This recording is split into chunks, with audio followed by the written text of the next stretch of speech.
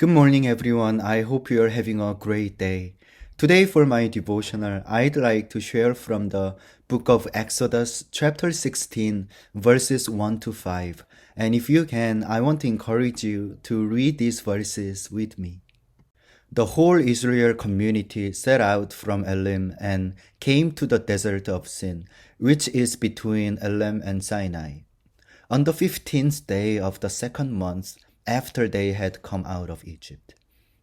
In the desert, the whole community grumbled against Moses and Aaron. The Israelites said to them, "If only we had died by the Lord's hand in Egypt. There we sat around pots of meat and ate all the food we wanted, but you have brought us out into this desert to starve this entire assembly to death."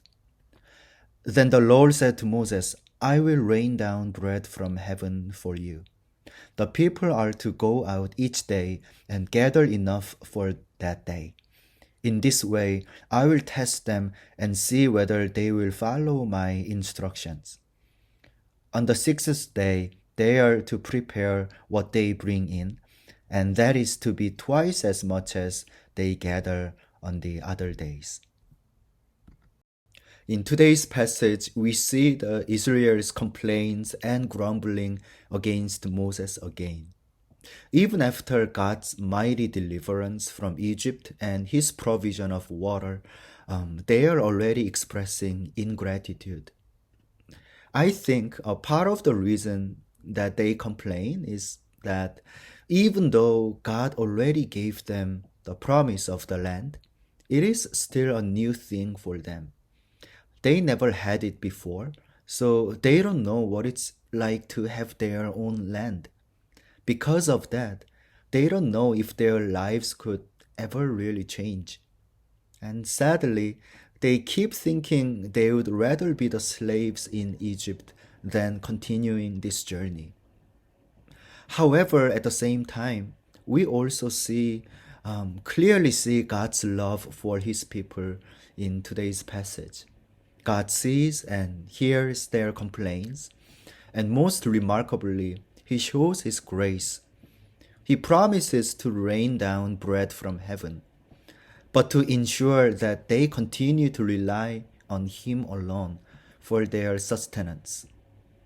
Though they keep wanting to go back to their old lifestyle in Egypt, God clearly started a new chapter for them, and he will continue to lead them to the promised land where they will enjoy the new life. Just as the Israelites experienced new things throughout their journey, God does bring new things in our lives as well. We experience new seasons and changes. We may not be able to fully understand his will. However, today we can put our faith in him by knowing that when God brings a new, God does that for our good and ultimately for his glory. And the new will always be better than the old. I hope and pray that today's passage would be a great reminder of God's grace and faithfulness as we continue our life journey. Let's pray.